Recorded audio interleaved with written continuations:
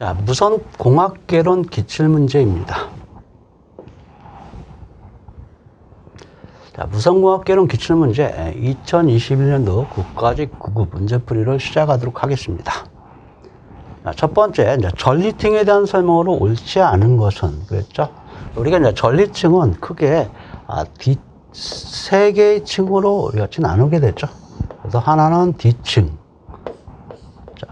또 하나는 2층, 위쪽에 이제 스포레틱 2층이 있고요. 자, F층이 존재하게 됩니다. 자, 그래서 우리가 D층에서 반사가 일어나는 것은 결국은 장파에 관련된 부분이고, 자, 2층에서 반사가 일어나는 부분은 중파, 그 다음에 위에 F층에서 이제 반사가 일어나는 부분은 우리가 뭐라고 얘기할 수 있냐면 단파, 이와 같이 얘기할 수 있죠. 그래서 크게 이와 같이 세 개의 층으로서 나타날 수 있다는 것을 알 수가 있습니다. 자, 그러면 여기에서 우리가 각각의 만약에 VHF 이상이다 라고 한다면 결국은 VHF나 UHF 같은 경우는 전리층을 통과하는 반사가 일어나지 않는 그런 특성을 가지게 될 것이고요. 자, 여기서 이제 이와 같이 그림으로 이제 표현했다시피 가장 높은 층에서 반사가 일어나게 되면 자, 이와 같이 더 멀리 같이 전송이 이루어진다라고 좀 생각하시면 되죠. 그래서 높은 층에서 가장 장거리 통신이 가능한 부분은 바로 F층에서 반사가 되는 자, HF, 즉 단파에서 가장 장거리 통신이 이루어지게 된다라는 얘기를 좀 할 수가 있죠. 자, 그러면 우리가 장파는 전리층에서 반사가 된다. 이거 맞는 얘기가 되고, 높이에 따라서 D층, 2층, F층으로 구분되고 있고, 전리층은 같이 10,000km 위치에 되어 있다라고 했는데, 전리층에 관련된 특성을 갖다가 보게 되면 100km 또는 이 F층 같은 경우는 200에서 400km에 위치하고 있다라고 좀 생각하시면 되죠. 초단파 이상에서는 전리층을 갖다가 통과하는 그런 특성을 갖다가 갖는다 라고 생각할 수가 있겠습니다. 그래서 우리가 기본적으로 50km에서 400km까지가 바로 전리층에 해당되고 있다라고 보시면 되죠. 자, 그래서 여기서 보시다시피 D층과 2층, F층에서 각각 나타나게 되고요. D층 밑에 부분은 이제 대립권이 있고 성층권이 있고 이제 전리층이 있는데, 자, 이 전리층이 D층, 2층, F층도 F1과 F2층으로서 서로 분리되고 있다라는 것도 알 수가 있겠습니다. 자, 통신 시스템의 잡음에 대한 설명으로 옳지 않은 것은, 자, 앞에서 우리가 값을 갖다가 보였던 그런 부분을 갖다가 얘기하게 되는데, 자, 여기서 22년도에서도 거기 통신의 잡음에 대한 특성이 나왔었죠. 잡음에 대한 특성을 갖다가 여기서 얘기하게 되면 잡음 지수를 갖다가 여기서 묻는 그런 부분이었었어요. 그래서 각각의 잡음 지수를 갖다가 계산하게 되면 각각의 층들을 갖다가 즉 단수죠. 증폭기 이득이 존재하게 되고 잡음 개수가 존재하게 되고, 두 번째 단 종속적으로 연결하는 그런 부분이죠. 두 번째 단의 이득과 잡음 개수가 있다. 이와 같이 얘기했을 때 우리가 전체적인 잡음 개수를 갖다가 구하라 라고 한다면 첫 번째 잡음 개수에다가 그 다음에 두 번째 잡음 개수는 F2-1 이렇게 되겠죠. 자, 만약에 또 하나가 있다라고 가정해 보죠. 그러면 F3에 대한 잡음 개수가 있고 G3에 대한 이득이 있다라고 한다면 자, 이 부분은 G1, G2 분지 F3-1이다. 이와 같이 볼 수 있습니다. 자, 그럼 여기에서 우리가 나타냈던 것처럼 이 부분에서 첫 번째 단, 두 번째 단, 세 번째 단이 있는데 잡음 개수에 가장 큰 영향을 미치고 있는 것은 바로 첫 번째 단이더라라는 것을 알 수 있죠. 그렇기 때문에 여기에서는 이득의 목적이 있는 것을 주로 하는 것이 아니라 잡음을 줄이는 데 목적을 둔다라는 것은 바로 이 항목에 의해서 나타나는 것이다 라고 볼 수 있습니다. 자, 또 한 가지 이와 같이 잡음 개수를 갖다가 정의한 부분은 출력의 SMB 분지 입력에 대한 SMB로서 우리가 정의되고 있다라고 했기 때문에 이 값은 가장 적은 값은 1이죠. 1이 가장 적은 값이고 되도록이면 1에 가까운 이런 잡음 개수를 갖다가 가는 것이 좋다. 즉 작을수록 좋다. 이와 같이 얘기 좀 하게 됩니다. 자, 그 다음에 앞에서 얘기했던 것처럼 AWGN이라고 하는 이 부분은 부가적인 백색, 가우시안 분포 그런 잡음이다 라는 얘기를 좀 할 수 있죠. 자, 내용 한번 보도록 하겠습니다. 잡음 지수는 부품이나 시스템에 의해서 잡음이 얼마만큼 증가하는 걸 나타내는 지수로 클수록 좋다라고 했는데 작을수록 좋다 이거죠. 랜덤 잡음은 예측 가능하도록 결정된 신호가 아닌 무작위 신호에 해당되고 있다.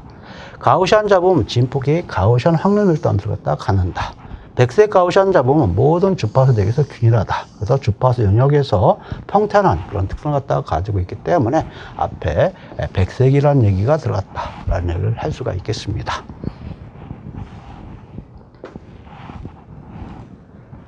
자, 2.4기가 주파수 대역을 사용하지 않는 무선 랜에 해당되고 있는 것은, 그래서 2.4기가 여기에서는 과학에서 많이 쓰고 있는 무료로 사용할 수 있는 주파수 대역을 갖다가 의미하게 됩니다. 그래서 우리가 이제 11 규격이 802.11을 시작하는 것은 모두 다 무선에 해당되고 있는 그런 부분들이죠.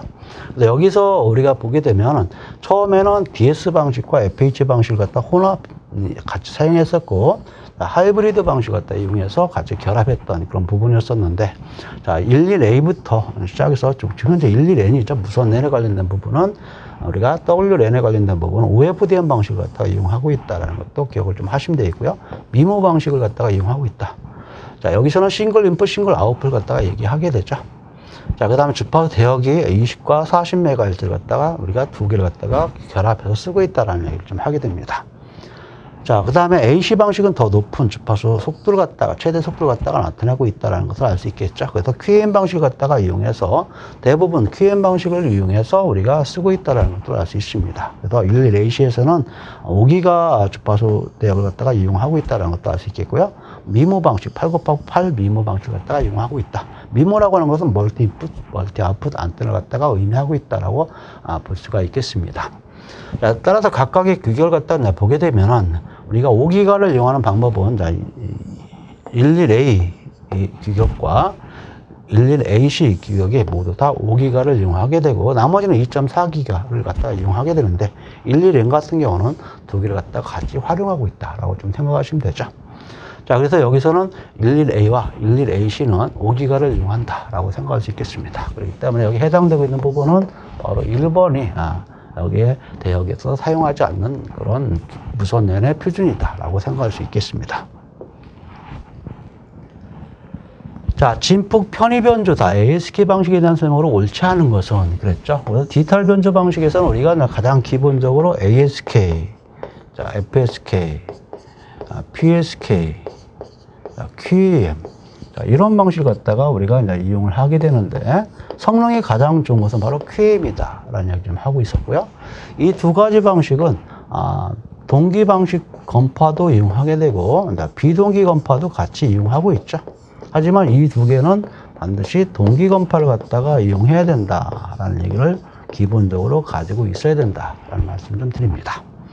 그 다음에 ASK는 데이터에 따라서 진폭을 편의시키는, 주파수를 편의시키는, 자, 위상을 편의시키는, 자, 이쪽은 진폭과 위상을 편의시키는 그런 방식에 해당되고 있다라고 보시면 되죠.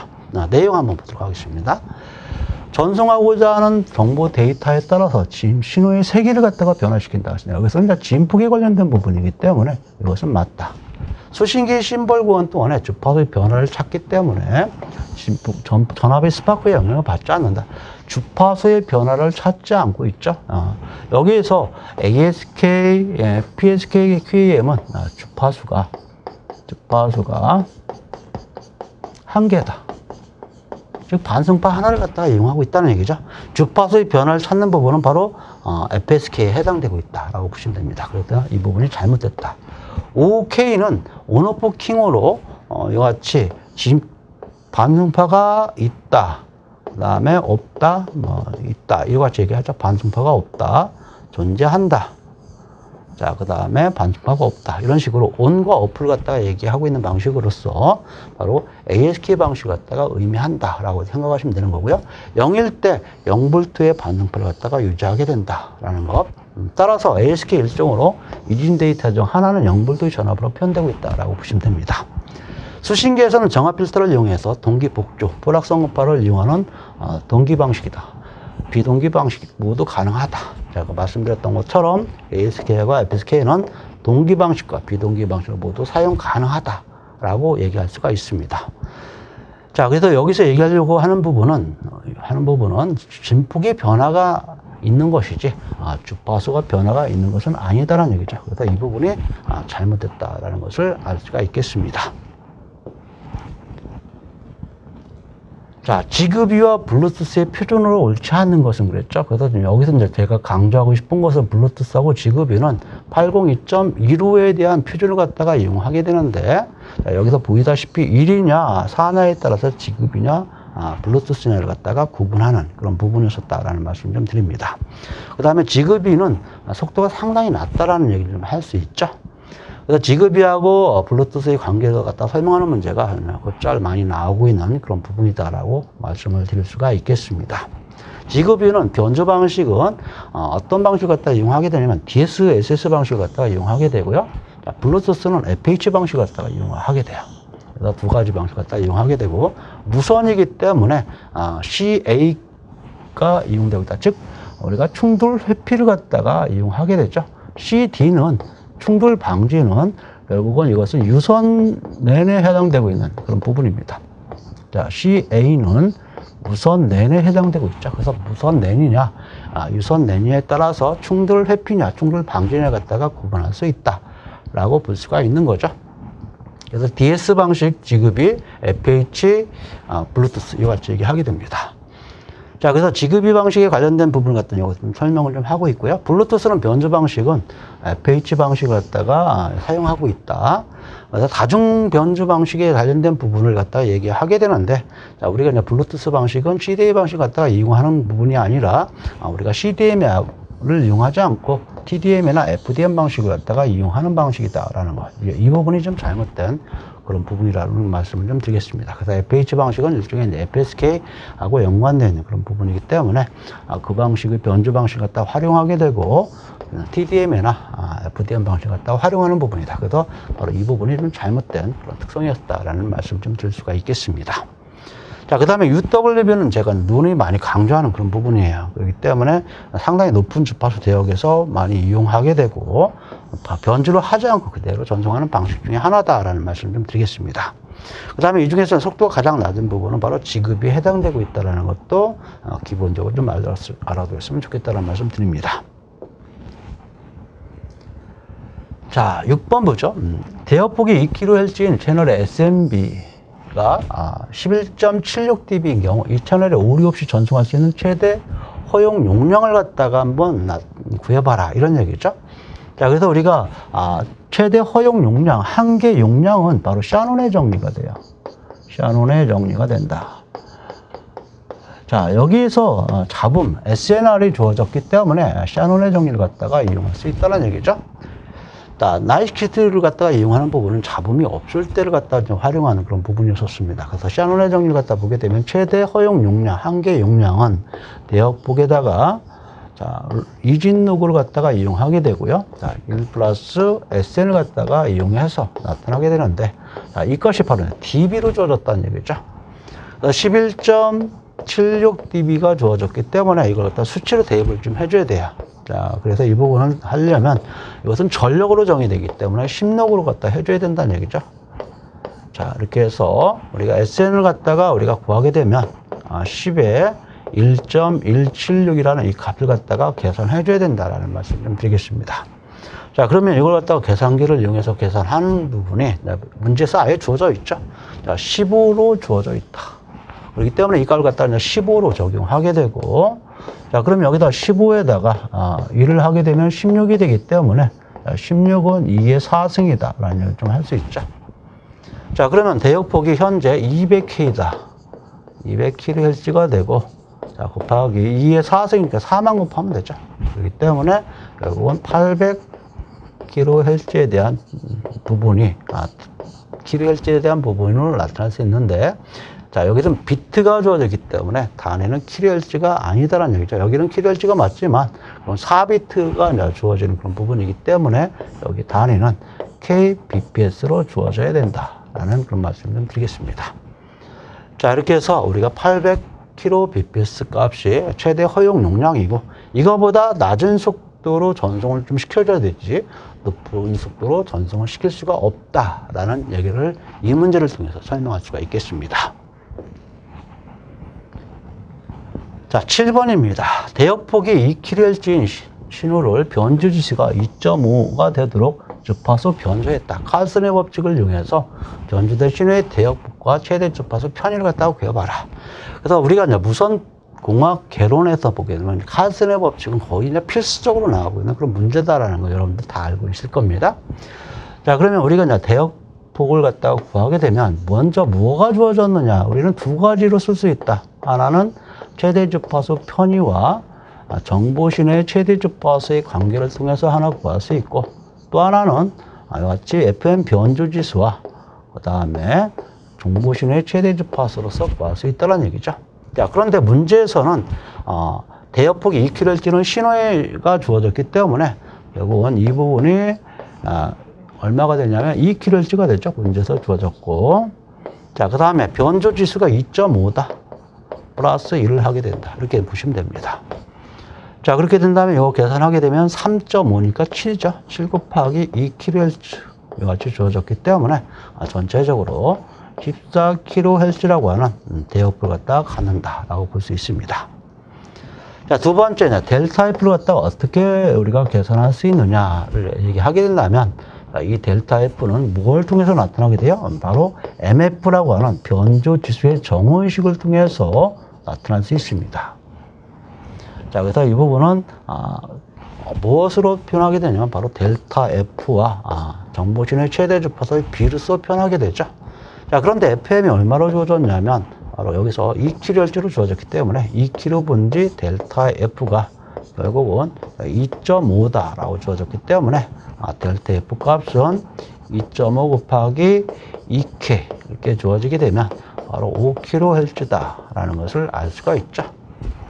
자, 그래서 우리가 대역폭은 14kHz에 해당되고 있겠고 최대 주파수 편의는 바로 5kHz에 해당될 수 있다는 것을 알 수가 있겠습니다. 자, 8번입니다. 정보 신호 주어져 있고요. 반성파가 주어져 있습니다. 그때 양쪽 반성파 전송이다 라고 했기 때문에 결국은 앞에서 뭐 DSB TC다 이렇게 표현을 했었죠. 또는 뭐 DSB LC다 이렇게 좀 표현을 좀 하게 됩니다. 라지 캐리어, 트랜스미티드 캐리어 이와 같이 얘기하게 돼요. 자, 이랬을 때 변조 지수와 상측대파의 주파수를 갖다가 한번 구해봐라 이런 얘기죠. 자, 그럼 우리는 기본적으로 우리가 변조 지수 ML을 갖다가 구하게 되면 이 부분은 반성파의 진폭분지 신호파의 진폭의 비로 나타나게 돼요. 자, 반성파의 진폭은 바로 최대치가 10이고 신호파의 진폭은 바로 5가 됩니다. 그렇기 때문에 바로 10분의 5다라는 걸 확인할 수 있기 때문에 바로 0.5다라는 것을 알 수가 있죠. 자, 상측대파 주파수는 우리가 주파수는 반성파가 하나 존재하게 되고 또 하나는 반성파에다가 신호파의 주파수를 갖다 뺀 거. 자, 또 하나는 반성파의 주파수에다가 신호파의 주파수를 갖다 더한 거. 이와 같이 해서 주파수가 세 가지 성분으로 나타나고 있죠. 자, 이걸 갖다 우리는 LSB, 즉 하측대파 또는 하측파대라고도 얘기하게 되고요. 이것은 어퍼사이드 밴드, 상측대파, 상측파대 이와 같이 얘기하게 됩니다. 자, 그러면 각각의 주파수를 갖다 알아줘야 되는데, 자, 여기에서 10파이로 되어 주어졌기 때문에 바로 이것은 바로 5Hz다라는 걸 확인할 수 있겠고요. 자, 이 부분은 바로 50Hz다라는 것을 알 수가 있죠. 자, 따라서 반성파는 바로 50Hz가 되고, 자, 이 부분은 45Hz가 되고, 자, 이 부분은 바로 55Hz가 된다라는 것을 알 수 있죠. 그래서 세 개의 주파수가 존재하게 되고, 상측파에 해당되고 있는 것은 바로 55Hz다라고 얘기할 수가 있겠습니다. 자, 이렇게 해서 측대파에 관련된 부분을 갖다가 우리가 계산할 때 이 두 개를 갖다가 우리는 더블 사이드 밴드 이와 같이 얘기하죠. 두 개의 측대파, 측파대가 존재하게 된다라는 얘기를 좀 하게 되고요. 이쪽은 반성파가 존재하게 되는 부분. 이 반성파를 갖다 전송하기 때문에 트랜스미티드 캐리어다 이와 같이 표현한 그런 부분이었습니다. 자, 9번입니다. 디지털의 기저대역의 전송 방식에 대한 설명으로 옳지 않은 것은 그랬습니다. 단 심벌 길이는 모두 동일하다. 자, 기저대역, 우리가 나타내는 전송 방식에는 크게 두 가지로 나누죠. 하나는 베이스밴드 전송, 기저대역 전송. 자, 기저대역 전송, 베이스밴드 전송, 이와 같이 얘기하게 되고요. 자, 또 하나는 이제 반송대역 전송이다. 반송대역 전송이다. 이와 같이 두 가지로 얘기하게 됩니다. 기저대역 전송 어떤 건 베이스밴드 전송은 변조를 하지 않고 전송하기 때문에 근거리 전송에 적당하게 된다. 하지만 이 부분은 변조를 갖다가 반드시 해서 전송하는 방식에 해당되고 있고 원거리 전송이다. 자, 이와 같이 연결시켜서 좀 생각을 좀 하게 됩니다. 자, 그러면 기저대역 전송에서는 일반적으로 디지털을 갖다가 디지털로 변환시키는 그런 부분이고요. 정보통신에서 보게 되면 DSU에 해당되고 있는 그런 부분입니다. DSU에 해당되고 있는 부분이다. 디지털 서비스 유니트라고 하는 이 장비를 갖다가 이용해서 마치 신호를 갖다가 변형을 갖다가 시킨다라고 생각하시면 됩니다. 자, 그런데 우리가 두 가지를 갖다가 얘기하게 되죠. 하나는 뭐 1, 0인 1이다라고 한다면, 자, 이 부분의 구간을 갖다 나눠서 한 구간 동안에 1이라는 전체적인 이와 같이 보내는 방식과 0, 이와 같이 단극으로 이와 같이 보내는 방식이 있겠고, 이걸 갖다 우리는 NRG라고 얘기하게 됩니다. RG라고 하는 부분은 어떻게 표현해요? 자, 이와 같이 반드시 리턴 0으로 돌아오죠. 자, 그 다음에 0일 때는 그대로 가고 다시 1일 때는 0으로 돌아오는 이런 부분이죠. 그래서 결국은 이 펄스 폭을 갖다가 같이 계산하게 되는데, 이 펄스 폭을 갖다가 같이 계산했을 때 타워가 크면 결국은 대역폭은 작아지게 되는 것이고, 타워가 작으면 대역폭은 넓어지는 그런 특성을 갖다가 갖는다라고 보시면 됩니다. 그래서 우리가 전송 방식, 전송 보호에 대한 조건을 보게 되면 DC 성분이 없어야 된다라고 했는데, 현재 제가 그림을 그렸던 이 방식은 바로 단극을 갖다가 얘기하고 있기 때문에 단극을 갖다가 적용하게 되면 직류 성분이 존재를 하게 돼요. 그렇기 때문에 이 부분을 갖다가 우리는 복극을 갖다가 이용해서 우리가 DC 성분을 갖다가 없애려고 하는 그런 특성을 갖다가 가지고 있어야 된다라는 말씀을 좀 드립니다. 자, 이와 같이 해서 NRG하고 RG에 관련된 부분을 갖다 좀 설명할 수 있겠고요. 그 다음에 유명한 그런 두 개의 부호가 있죠. 하나는 이제 바이폴라 부호가 있고, 맨체스터가 있습니다. 맨체스터. 자, 바이폴라 부호 같은 경우는 일이 연속이 될 때 복극으로 이용하게 되는데, 이와 같이 해서 서로 교번한다라고 해서 AMI 방식이다라는 표현을 갖다 쓰게 되죠. 맨체스터 부분 같은 경우는 어떻게 돼요? 자, 이 부분은 1일 때는 뭐 1에서 0으로 이런 식으로 떨어지게 되는, 1일 때는 1에서 0으로 떨어지는 이런 형태로서 자체적으로 이와 같이 중간에 변화가 있기 때문에 자체 동기를 갖다가 가지게 된다 라는 얘기를 할 수가 있죠. 자, 그럼 내용 한번 보도록 하겠습니다. RG 펄스는 NRG 펄스에 비해서 대역폭이 넓다. 맞는 얘기죠. 펄스 폭이 좁기 때문에 펄스 변조된 직류 신호 성분이 존재하게 되면 중계기 등에서 교류 정합할 때 파형의 왜곡이 발생할 수 있다. 그래서 직류 성분이 존재하지 않아야 된다는 얘기죠. 단극 NRG는 직류 성분을 가지는 것이 특징이다. 자, 그래서 단극일 경우는 직류 성분이 포함하고 있다는 것. 자, 맨체스터는 직류 성분이 없고 자체 동기 특성을 갖다가 갖는다라고 얘기하게 됩니다. 자, 그래서 우리가 자체 동기 특성을 갖다가 가지기 때문에 결국은 대역폭이 결국 작은 편이다라고 했는데, 자, 여기서 우리가 이제 자체 동기에 대한 부분하고 설명 한번 해보죠. 자, 여기 있는 펄스 폭하고요, 여기 있는 펄스 폭하고 비교해 보게 되면 바이폴라와 맨체스터를 보게 되면 펄스 폭이 상당히 좁아요. 그렇기 때문에 대역폭이 넓은 편이 해당되고 있다. 그래서 여기서 대역폭이 작다라는 것은 잘못된 그런 표현이죠. 그래서 대역폭이 넓은 특성을 갖다가 갖는다. 따라서 바로 4번이 바로 잘못된 표현이다 라고 얘기할 수가 있겠습니다. 자, 이번에는 이제 10번입니다. 북미 지역에서 PCM의 T1 캐리어 다중화 시스템에 음성 채널이 4kHz로 대역 지원되어 있고, P분당 8비트로 부과했을 때 1채널과 24채널의 시그널 다중화 프레임의 전송 특성을 갖다가 나타내봐라. 일단 T1 반송 시스템은 결국은 24개의 채널로 구성되어 있죠. 자, 그래서 한 채널당 8비트로 구성이 되어 있습니다. 그 다음에 샘플링 주파수는 8kHz로 이루어져 있죠. 자, 그렇기 때문에 전체적으로 24개의 채널에다가 자, 그 다음에 8비트로 구성되어 있고, 자, 그 다음에 여기서 값을 갖다가 나타나게 되는 24개의 채널이라고 했죠. 그 다음에 여기서 플레인 비트가 하나가 추가가 됩니다. 거기에다가 8kHz라고 하는 샘플링 주파수를 갖다가 계산하게 되면 1.544 메가 bps가 나온다 라는 얘기를 할 수가 있겠죠. 자, 그러면 한 채널당으로 한번 생각해 보자. 한 채널당에서 전송률을 갖다가 계산해 보게 되면 8비트가 되고, 그 다음에 곱하기 8kHz를 갖다가 계산하게 되면 64K bps가 나온다 라는 얘기를 할 수가 있겠습니다. 한 채널에 관련된 부분과 한 프레임을 갖다가 전송했을 때 부분은 이렇게 두 개의 차이점을 갖다가 갖는다 라고 보시면 되죠.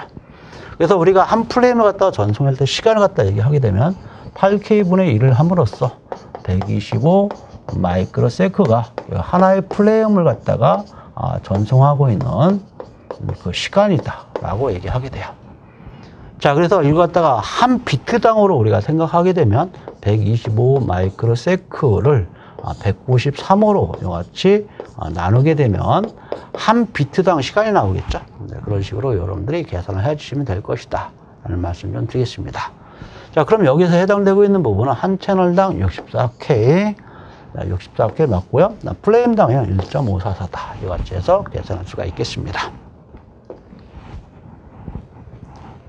자, 고이득을 가지고 점대점 위성통신을 한 반사경 안테나로서 옳은 것은 그랬습니다. 자, 반사경이 있다라는 것은 우리가 이제 두 가지를 갖다 보통 얘기하게 되는데, 반사경은 위성통신 안테나에 관련된 부분으로서 접시용 안테나다 보통 이제 얘기 많이 하고 있죠. 접시용 안테나로서 같이 표현을 좀 하고 있는데, 이런 안테나를 갖다가 우리는 반사경이 있다. 그래서 이걸 갖다 우리는 1차 반사기다. 그래서 얘기하게 되죠. 1차 반사기가 있고, 이것 갖다 주 반사기다 라고 얘기하게 됩니다. 반사기. 자, 점재점 통신 고위득의 위성통신에 이용되고 있는 것을 얘기한다면, 위성통신용 안테나로 주로 쓰고 있는 그런 부분들은 여러 가지가 있겠지만, 대표적으로서 여기서 얘기하는 파라볼라 안테나가 있겠고요.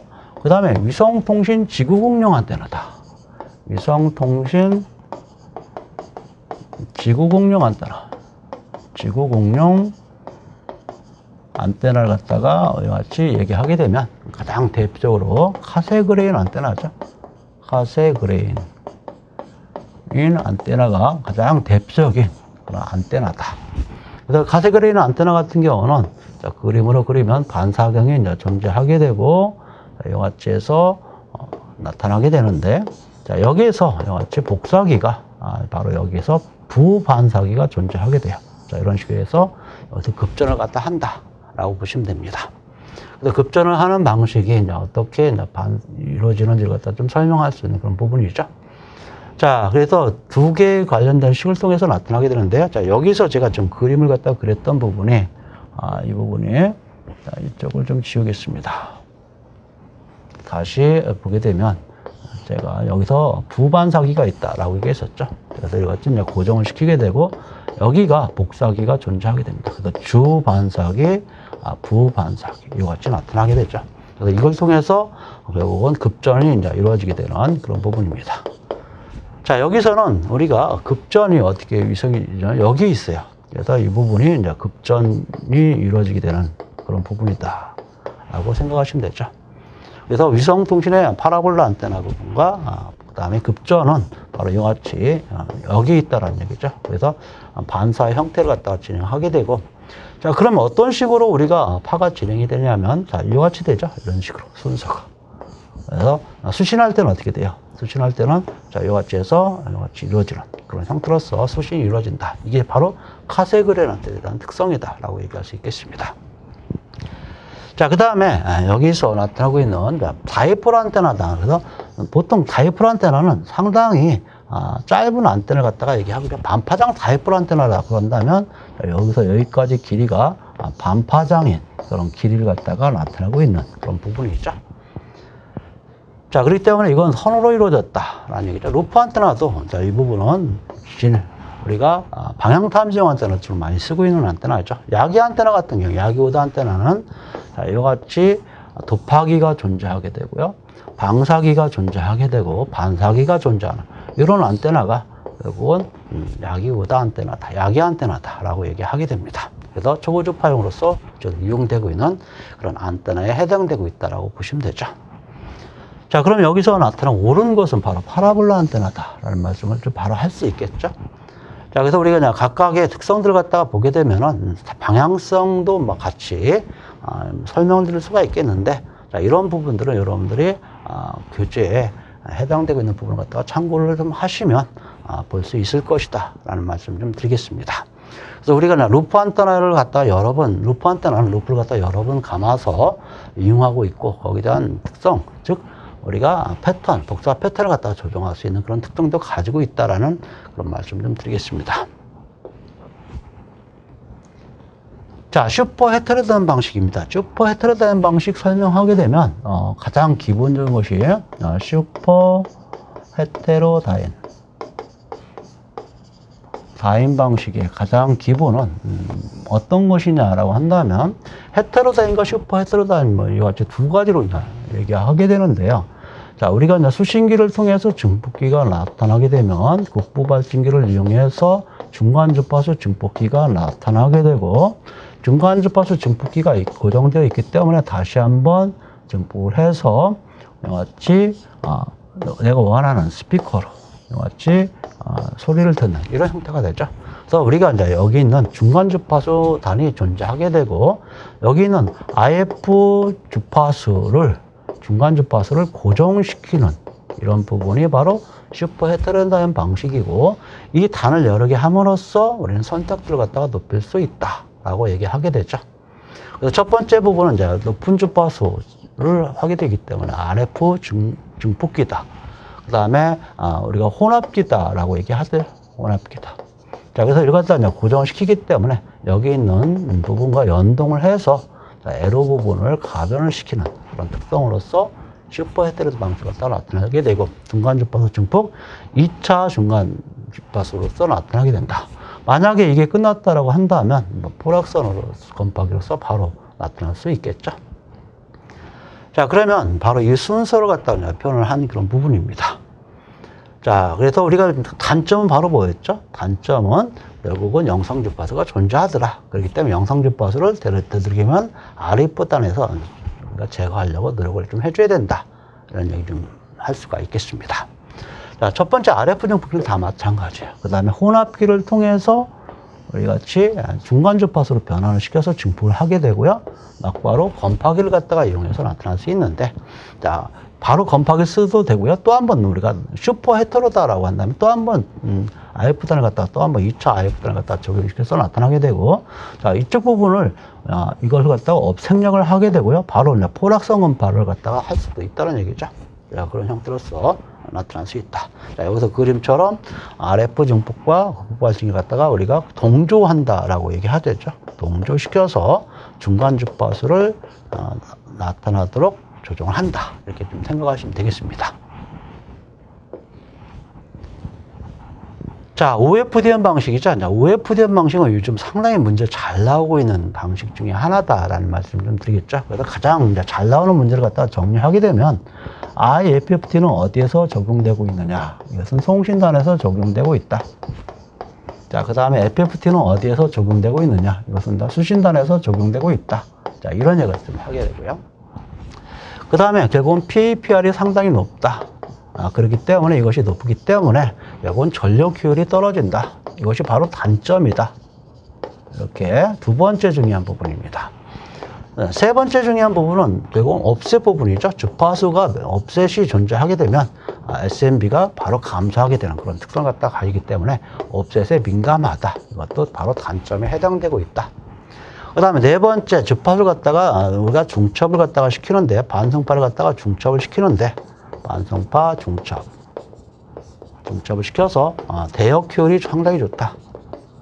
효율이 좋다. 자, 그 다음에 또 하나 여기서 얘기하려고 한 것은 결국은 이 같은 반성파는 부반성파라고 얘기하는데 부반성파 간에 결국은 서로 직교를 한다. 그래서 서로 직교 특성을 갖다가 갖는다. 이게 가장 결국 OFDM에 대한 특성 중에서 중요한 그런 부분이죠. 그 다음에 우리가 이제 이걸 갖다가 ISL라든가 여러 가지 줄이기 위해서 먼저 CP를 갖다가 이 부분을 갖다가 적용하게 되고 이걸 갖다 복사해서 이같이 보고를 갖다 둠으로써 내가 원하는 그 특성, 즉 간섭에 대한 특성을 갖다가 우리는 제거할 수 있다라는 그런 개념이 나오게 되죠.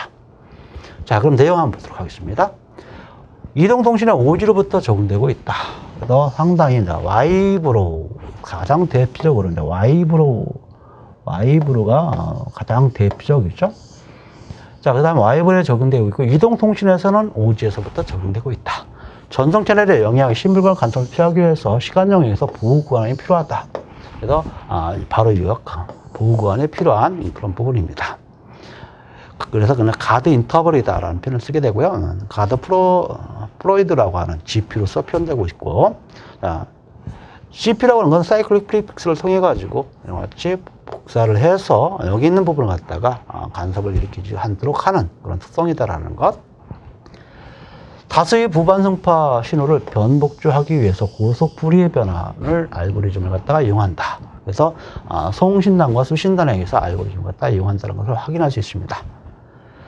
단일 반성파 변제에 비해서 다중경로 패딩에 강한 특성을 갖다가 갖는다. 그래서 우리가 얘기했던 이 부분은 다중방송에 관련된 부분을 통해 가지고 다중경로 패딩에 강한 그런 특성을 갖다가 가지게 되는데, 이 와이브로와 관련된 부분, 제가 와이브로 갖다 설명한 부분이 있는데요. 우리가 4G에서부터 OFDM을 적용했었다. 자, 그런데 5G에서는 이 부분을 갖다가 적용해서 좀 더 개선시킨 방식을 갖다가 사용하고 있다. 자, 이 부분이었었습니다. 그래서 좀 혼동되는 부분이, 제가 와이브라는 부분을 갖다가 미리 설명드린 이유는 우리가 통신을 갖다가 이용할 때 와이브를 갖다가 적용해서 고속 데이터 전송을 갖다가 하기 위한 그런 목적으로서 OFDM을 갖다가 이용했는데, 이 부분은 5G에서 적용되는 것이 아니라 바로 4G부터 적용했었다라는 얘기죠. 그 다음에 우리가 FFT, IFFT 이런 설명했는데요. 기본은 DFT예요. DFT를 갖다가 알고리즘을 이용해서 좀 더 빠르게 풀이에 변환하는 것을 갖다 FFT라고 얘기하게 되고, FFT를 갖다 역풀이에 변환하게 된다는 것이 바로 IFFT에 해당되고 있다라고 보시면 됩니다.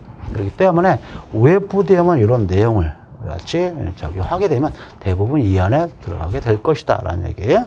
자, 그 다음에 또 한 가지 4G에서부터 시작했고 5G에서는 이걸 갖다 응용해서 또 다른 방식으로서 적용하고 있다 라는 말씀 좀 드리겠습니다. 자, 안테나의 최대 지향성이 10dB이고 방사 효율이 60일 때 안테나의 이득은 어떻게 되겠느냐, 이런 얘기죠. 그래서 우리가 최대 지향성이라는 표현을 갖다가 썼는데요.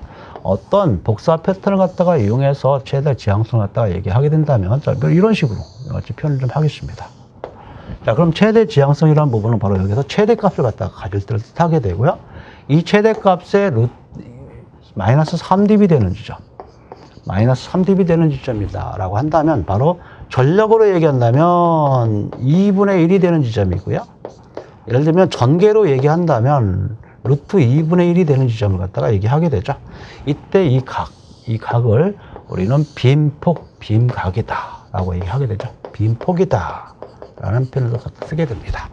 그래서 최대 지향성에 관련된 값을 뜻하게 되고, 방사 효율이 60%다 라고 했기 때문에 효율을 갖다가 곱해서 나타나줘야 된다라는 얘기를 좀 하게 되죠.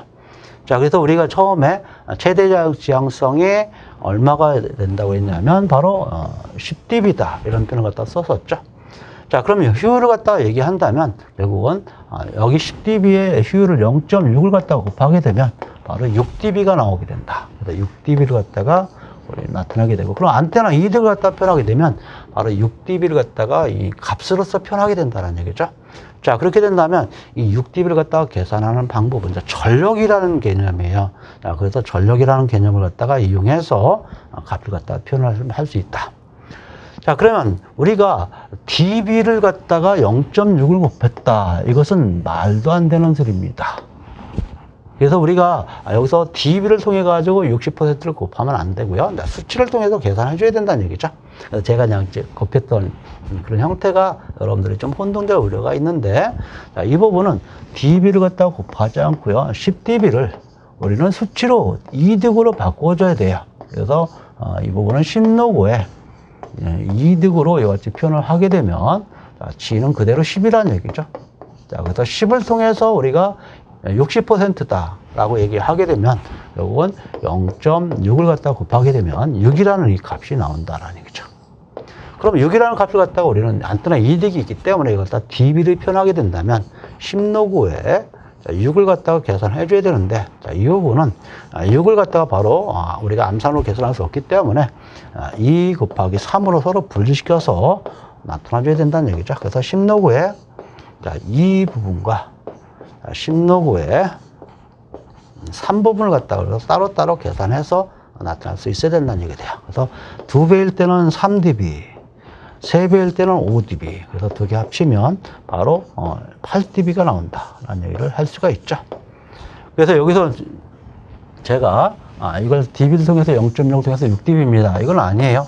여러분들 정말 실수할 부분이기 때문에 실수하지 않도록 좀 해달라라는 그런 말씀 좀 드립니다. 그래서 최대 지향성과 빈폭과 연관된 것들, 이 같은 것을 갖다 정확하게 이해할 필요가 있겠고, 이득을 따질 때는, 효율이 나왔을 때는 dB에다가 곱하는 것이 아니라 수치를 통해서 이득을 갖다 구한 다음에 퍼센트 효율을 갖다 곱해라라는 거.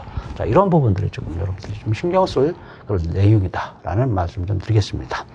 그래서 원래 우리가 이득을 나타낼 때는요, 일반적으로 기존 안테나를 통해서 나타나게 되는데, 여기서는 이득을 그냥 최대 지향성을 가진 값에 60%에 해당되는 부분이다라고 했기 때문에 기존 안테나는 필요가 없다는 얘기죠. 그래서 우리가 이득을 갖다가 구해서, 지향성에 대한 이득을 구해서 거기에다가 그냥 효율만 곱해가지고 우리가 계산한 것이다라고 볼 수가 있겠습니다. 자, 이렇게 해서 지향성과 효율 관계를 통해 가지고 우리가 안테나 이득을 갖다가 나타나는 하나의 예를 갖다가 보여준 것이다라고 보시면 되겠습니다. 자, 15번입니다. 자유공간에서 동작하고 있는 레이더의 송신 출력이 10kW일 때 탐지거리가 2km라면 20kW로 증가시켜서 할 경우 탐지거리는 어떻게 되겠느냐, 이런 얘기죠. 그래서 우리가 이제 레이더 부분은 거의 단거리 있죠. 그래서 무선공학 개론의 단거리인데, 여기서 각각의 특성들에 대해서 중요한 부분은 바로 출력, 송신 출력과 그 다음에 거리와의 관계입니다. 그래서 거리와의 관계. 그래서 거리하고 이 관계식을 갖다가 얘기하게 된다면 어떤 관계를 갖다가 가지게 되냐면, 자, 송신 출력과 거리의 관계는 서로 비례 관계를 갖다가 가지게 되는데요. 자, 이 관계식을 통해서 탐지거리를 갖다가 얘기하게 되면, 자, 길이의 4분의 1승에 해당되고 있어요. 자, 4분의 1승이라는 것은, 자, 우리가 여기 전력과 이 관계식을 나타나게 되면 이렇게 얘기한다면 루트 5의 4, 이런 얘기죠. 자, 이와 같은 관계를 갖다가 갖는다. 자, 그래서 우리가 송신 전력을 갖다가 높여서 탐지 거리를 갖다가 구하는 관계식을 갖다가 표현하는 그런 부분이죠. 자, 그러면 결국은 전력을 2배로 했다라고 한다면, 자, 이 관계는 2배로 했으면 2배에다가 거리에 관련된 부분에 마찬가지로 거리를 갖다가 얼마 정도로 해줘야 되느냐를 얘기하게 되는데요. 2km가 되기 때문에 2km에 2배에 관련된 부분이기 때문에 이 부분을 길이로 표현해서 표현할 수 있다라는 그런 개념이 나오게 돼요. 그래서 서로가 지금 현재 제가 거꾸로 썼습니다. 다시 한번 정리해 보게 되면, 길이는 B의 4승이다 라고 좀 생각하시면 되죠. 자, 이와 같이요. 자, 그래서 길이에 관련된 부분을 통해 가지고 값을 갖다가 표현한 그런 부분이었어요. 자, 그러면 이 갖다가 우리가 전력을 갖다가 4배로 했다라고 얘기한다면, 본래 가지고 있는 전력, 즉 L0를 갖다가 얘기하게 되면, 자, 이 부분이 전력으로 표현했을 때 L0가 바로 2km에 있었죠. 자, 그런데 전력을 몇 배로 했느냐면 2배로 했다는 얘기죠. 2배로 했으면 4의 루트에 2로서 표현을 하게 되고요. 거기에다가 길이를 갖다가 곱하게 되는 그런 형태로서 즉 길이를 표현할 수 있다라고 좀 생각하시면 됩니다. 아까 제가 거리하고 전력하고 서로 반대의 관계를 썼는데 전력의 4분의 1승에 해당된다라고 좀 생각하시면 됩니다. 자, 그래서 여기서 10kW에서 20kW로 결국은 전력을 2배를 갖다가 이같이 증가시켰을 때 그때 전력을 2배 증가시켜서 이걸 갖다가 4분의 1승을 갖다가 하게 된 것이 바로 거리와 관련되어 있다 이런 얘기죠. 자, 그래서 처음에 거리에 이만큼 증가했다라고 보시면 된다라는 말씀을 좀 드립니다. 자, 그래서 우리가 최대 탐지거리는 우리가 주파수가 낮을수록, 즉 파장이 길수록 우리가 거리가 증가하게 된다는 얘기를 좀 하게 되죠. 그래서 탐지거리 2배의 증대는 16배의 전력이 필요하다는 얘기를 좀 하게 되고요. 펄스의 길이는 폭이 길 때 증가하게 된다. 폭이 길 때 증가하게 되는.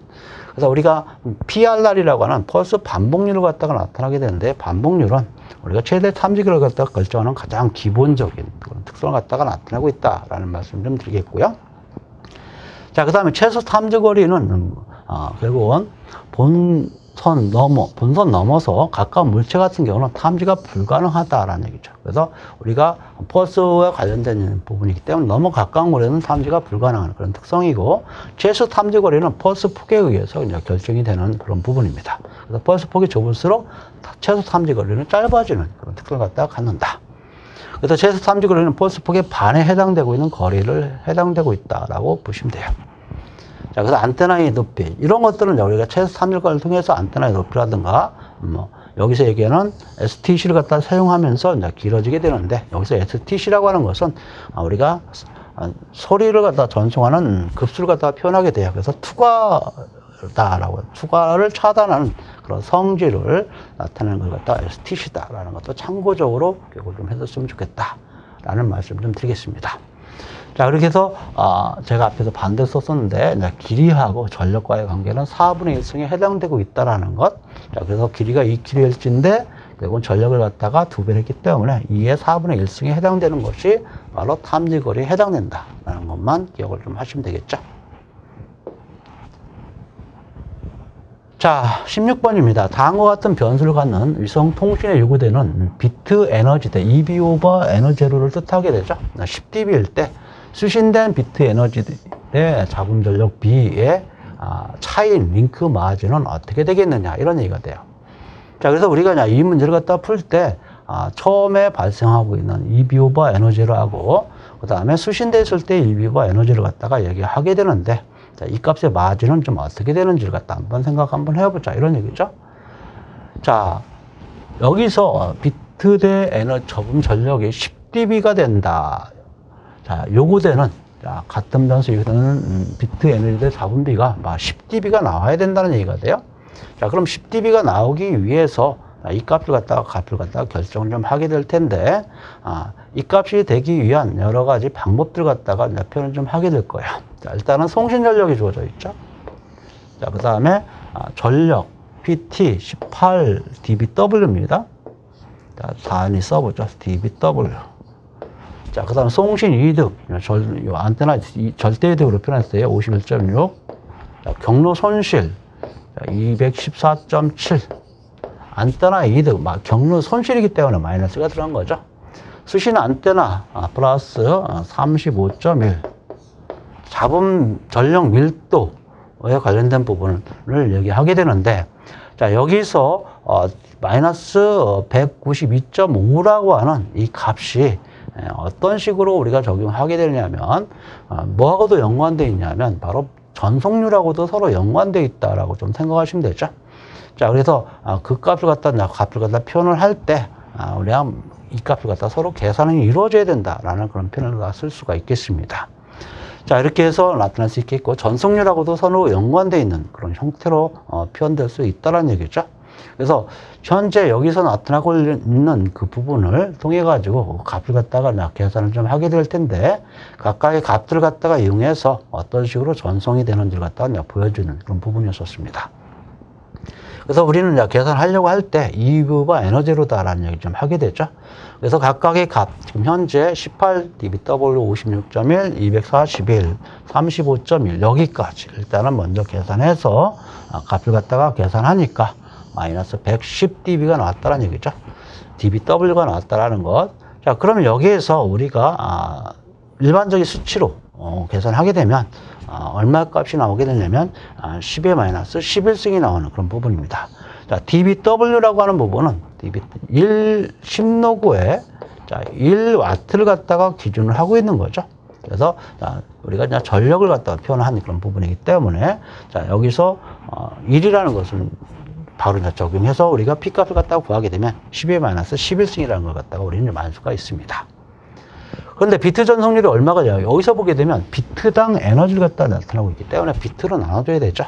그렇기 때문에 자, 이 값을 갖다가 수치로 이제 계산해서 비트로 나눠주니까 결국은 0.5 곱하기 10의 마이너스 17 와트 per Hz라고 하는 이 값이 나왔다는 얘기죠. 자, 그러면 결국은 EB 값 나오고 이제 에너지를 값 나왔으니까 자, 이걸 갖다 이제 dBW로 이제 표현했던 그런 부분입니다. 그렇기 때문에 이 값도 서로 바꿔줘야 된다는 얘기죠.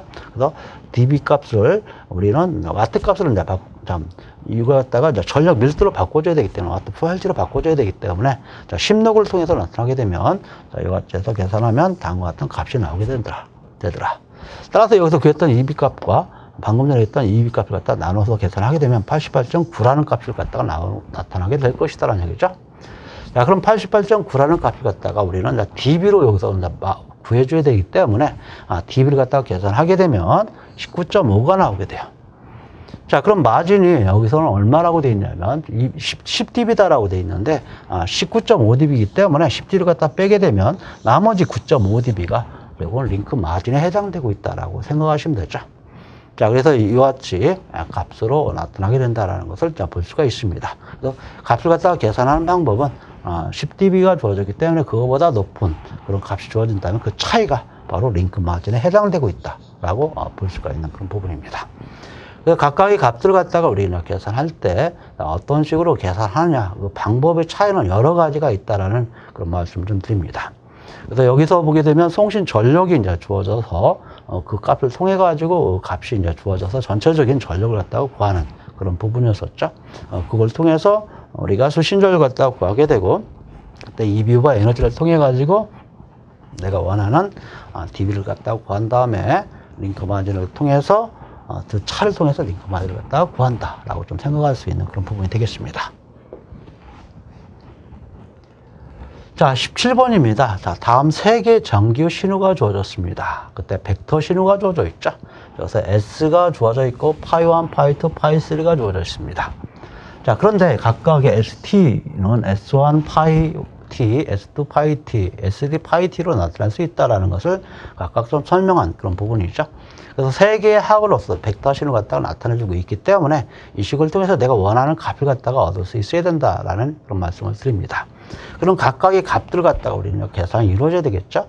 현재 보니까 ST가 3분의 2t 구간 동안만 값이 존재하고 있더라라는 것을 갖다가 알 수 있어요.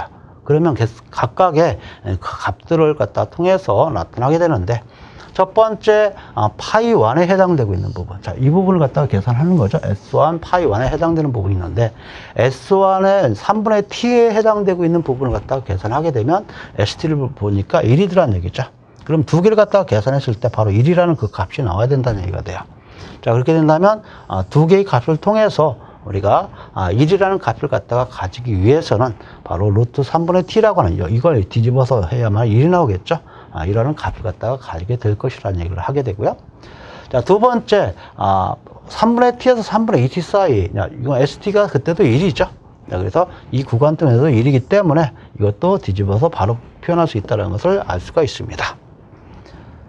자, 그 다음에 나머지 부분, 자, 3분의 t 이상한 부분에서는 0이 된다는 걸 또 확인할 수 있기 때문에 S3를 통해서 이와 같이 S3하고 파이3를 갖다가 계산해 줘야 되는데 이 값이 0이기 때문에 S3는 굳이 0이 돼야 된다는 걸 확인할 수 있죠. 그렇기 때문에 거기에 대한 신호 벡터들을 갖다 표현하게 되면 이와 같이 3번으로서 우리가 나타날 수 있다라는 것을 볼 수가 있죠. 그래서 신호 벡터는 있는 그대로 적용해서 각각의 구간별을 이용해 가지고 그 값이 어떻게 나타나는지 갖다가 확인하게 되는 부분들인데, 정의 시계에 의해서 그대로 적용해서 값을 갖다가 계산하면 된다라는 그런 개념을 여러분들이 가지고 있으면 될 것이다 라는 말씀 좀 드리겠습니다. 자, 18번 보죠. 신호, 정보 신호 ST가 A 코사인 오메가 CT로 변조할 때 변조신에 따른 신호 형식으로 옳지 않은 것은 그랬습니다. 자, 우리가 이제 DSB TC 부분, 즉 DSB TC는 LC라고 얘기하게 되는데, 이 부분 뭐라고 했냐면 반승파 진폭에다가 신호를 갖다가 우리 같이 그냥 같이 더한다 이런 표현을 갖다 썼고요. 그 다음에 DSB LSC 같은 경우는 반승파 진폭에다가 신호를 갖다가 곱한다 이런 표현을 갖다 썼습니다. 그래서 그런 개념을 갖다가 정확하게 알 필요가 있다라는 그런 말씀을 좀 드리겠습니다. 그래서 옳지 않은 것은 바로 뭐냐 이런 얘기죠. 그래서 DSB TC는 현재 반승파 진폭에다가 신호를 갖다가 더했다 맞는 거죠. 그 다음에 반승파 진폭에다가 신호를 갖다가 곱했다 맞습니다. 자, 그런데 이 항이 존재하고 있죠. 반승파는 존재하지 않아야 돼요. 그렇기 때문에 이 부분이 잘못된 그런 특성이다라고 볼 수 있습니다. 자, 그 다음에 FM 같은 경우는 생각할 때 FM에서는 우리가 정보 신호에 관련된 부분, 즉 이런 얘기죠. DT분 2파이분의 1에 DT분지 D세타 T가 결국은 KF의 ST다 이렇게 얘기해 줘야 돼요. 자, 그렇게 해서 이걸 계산을 하게 되면 세타 T는 2파이에다가 결국은 KF에다가 ST의 DT로서 적분에 해당되고 있는 그런 부분이었습니다. 자, 그래서 이제 오메가로 표현을 하게 되면 이 식을 갖다가 이제 2파이를 갖다가 적용시켜서 나타나게 더 오메가로 나타날 수가 있습니다. 자, 그 다음에 PM 같은 경우는 같이 서로 비례 관계를 갖다가 가지고 있어야 되죠. 세타 T가 결국은 KP의 ST로 나타날 수 있어야 되고, 자, 이 부분은 적분을 통해서 표현할 수 있어야 된다라는 말씀을 드리죠. 그래서 DSB SC는 결국은 반승파가 존재하지 않는다라는 말씀을 드릴 수가 있는 거죠. 자, 이렇게 해서 바로 2번이 잘못된 그런 특성을 갖다가 나타낸다라고 볼 수가 있는 그런 부분입니다. DSB SC하고 LC하고는 각각의 개념을 갖다 얘기하게 되고, 자, 이 식은 결국은 이 자체적으로 본다면 이 식은 결국 뭐에 해당되고 있냐면 DSB LC에 해당되고 있는 그런 부분이기 때문에 이것은 잘못됐다라고 볼 수가 있겠습니다. 자, 19번입니다. 자유공간에서 F1의 30kHz인 신호가 변조하지 않고 전송하는 경우와 이를 변조해서 전송하는 경우 반파장 다이폴 안테나의 길이는 각각 어떻게 되겠느냐 이런 얘기죠. 반파장 다이폴 안테나, 즉 현재 여기서 자유공간에서 변조하지 않고 보냈다고 한다면 주파수가 이거예요. 그래서 F1은 결국은 람다1은 F1분지 C다. 그래서 이걸 갖다가 계산하게 되면 30kV분지 3 곱하기 10의 8승이다 라고 얘기했기 때문에, 자, 이 부분 3승 빼게 되면 5승이 나오게 되고 4승이 나오게 되겠죠. 그래서 10의 4승이 나오는 그런 특성으로서 우리가 원하는 파장의 길이를 갖다 얻을 수 있겠고요. 자, 두 번째, 변조를 했다라고 한다면 반승파가 1기가이기 때문에 이건 주파수는 1기가로 계산이 이루어져야 된다라고 생각하시면 됩니다. 그래서 1기가면 10의 9승이죠. 3 곱하기 10의 8승으로 같이 계산하게 되면 0.3이다 라는 얘기 좀 할 수 있겠죠. 그렇게 해서 우리가 0.3이라는 이 값을 얻을 수가 있습니다. 자, 그래서 우리가 신호파를 갖다 3 곱하기 10의 8승이라는 이걸 반드시 여러분들이 확인하고 넘어가줘야 된다라는 말씀을 좀 드리겠습니다. 자, 그러면 여기서 우리가 반파장 다이폴 안테나를 사용할 때 이런 얘기죠. 앞에 반파장이라는 얘기가 나왔었어요. 자, 그러면 우리가 안테나 길을 갖다 적용하게 되면 이 부분은 2분의 람다로 계산하기 때문에, 자, 이 부분은 5 곱하기 10의 3승 이와 같이 나타나야 되겠죠. 자, 이 부분도 5 곱하기 0.15가 되겠네요. 자, 이 부분. 그래서 0.15 메다가 되고 5 곱하기 10의 3승 메다가 된다. 이와 같이 표현할 수가 있겠습니다. 그래서 각각의 우리가 반파장 안테나 길이를 갖다 묻는 문제지 파장을 구하는 문제는 아니었었다는 얘기죠. 그래서 앞에서 문제에서 반파장 다이폴 안테나에 대한 길이를 갖다 물어봤기 때문에 각각의 파장을 통해서 안테나의 길이가 어떻게 구해지는지 갖다가 좀 설명하는 그런 과정이었다라는 말씀을 좀 드리겠습니다. 자, 20번입니다. 자유 공간에서 2.5km 떨어진 송수신기가 주파수 1기가인 신호로 통신할 때 경로 손실 갖다 물어봐라. 손실에 관련된 부분은 앞에 설명했던 것처럼 람다 분지 4파이 D의 전체 제곱이다. 이렇게 표현했었죠. 자, 우리는 전력으로 표현하기 때문에 이걸 갖다가 계산한 다음에 자, 10로그에 자, 이와 같이 L을 갖다가 계산하게 되면 이것은 dB로 표현할 수 있다라는 말씀을 좀 드릴 수가 있죠. 그래서 우리가 손실을 갖다 이용했을 때 관련된 부분. 자, 그럼 전제, 혼동이 많이 돼요. 이렇게 쓰면은 아까 얘기했던 것처럼 이것은 전력을 갖다가 계산하는 문제였다라는 얘기를 좀 하게 돼요. 그래서 이거 갖다가 그냥 손실을 갖다가 하려면 이거에 대한 역수로 표현해야 된다는 얘기죠. 그래서 4파이 D분지 람다의 제곱으로 이렇게 표현을 해야만이 바로 플러스 값이 나온다라는 말씀 좀 드릴 수 있죠. 자, 그래서 손실을 갖다가 표현해서 나타낼 때 여러 가지 방법을 이용해 가지고 이제 표현을 하게 되는데요. 서로 이제 왔다 갔다 좀 혼동이 돼요. 자, 그래서 람다가 위에 있을 때하고 밑에 있을 때, 자, 조심할 것, D가 분모에 있다라고 한다면 전력. 제가 좀 착각을 좀 왔다 갔다 하네요. 자, 그 다음에 D가 분자에 있다고 하면 손실. 이렇게 돼요. 손실. 자, 그래서 우리가 이제 얘기할 때 전력을 갖다가 구했느냐, 같이 손실을 갖다가 구했느냐는 서로 관계되시게. 그래서 저는 어떻게 생각하냐면 왔다 갔다 혼동되기 때문에 그 식을 앞에서 설명했던 4파이 D분의 람다의 제곱을 통해서 전력을 갖다가 구하게 되고 이걸 통해서 내가 전력을 구했던 것을 10로그에 P를 갖다가 구하게 되면 마이너스 dB 값이 나오게 될 거예요. 마이너스는 손실이라는 개념 때문에 이 수치만 적용하게 되면 결국은 여기에 대한 경로 손실을 갖다가 의미한다. 이렇게 생각하시면 되는 거죠. 자, 그렇게 해서 두 개를 갖다 왔다 갔다 하면 또 혼동이 되더라. 그래서 정리 다시 한번 하겠습니다. 제가 어떻게 풀냐면 수신전력을 갖다가 구하게 되는데 수신전력은 우리가 4파이 D분지 람다의 제곱을 통해서 값을 갖다가 계산을 좀 하게 되고 자, 계산하게 되면 4파이 곱하기 10의 D가 얼마입니까? 2.5 곱하기 10의 3승이 되죠. 자, 분지 람다가 1기가니까 얼마입니까? 1기가니까 여기서 0.3이죠. 0.3의 전체 제곱이다. 자, 그런데 파이 값을 우리는 3으로 계산해라. 문제에서 얘기했기 때문에 3으로 바로 계산할 수가 있죠. 자, 그렇게 해서 우리가 그냥 3으로 계산해서 나타날 수가 있는데 이 값을 갖다가 계산한 그 결과값을 이용해가지고 값을 갖다가 표현을 좀 하게 돼요. 그렇게 되면 얼마가 나오게 되냐면 여기에 대한 값을 갖다가 계산했을 때 10의 마이너스 10승이라는 이런 값을 갖다가 나타나게 되더라는 얘기죠. 자, 그래서 이걸 갖다가 이용해서 마이너스가 이제 dB로서 표현하게 되면 마이너스 값이 나오기 때문에 이건 손실은 바로 100dB다라는 얘기를 좀 할 수가 있는 그런 부분이에요. 또 전력을 갖다가 우리가 표현할 때 항상 하나는 기준을 갖다가 그냥 저는 가지고 생각하는 게 좋을 것 같아요. 그래서 서로가 경로 손실과 마이너스라는 개념을 갖다 적용하느냐 어떻게 하느냐에 따라서 각각 달라지는데 손실 얘기하게 되면 역수, 전력 계산할 때는 이와 같이 바로 구한다라는 거. 그것만 여러분들이 좀 기억을 좀 해주시면 되겠다라는 말씀 좀 드리겠습니다.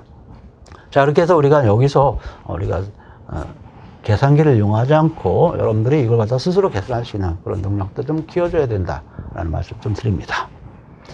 자, 이렇게 해서 21년도 기출문제 풀이를 마치도록 하겠습니다.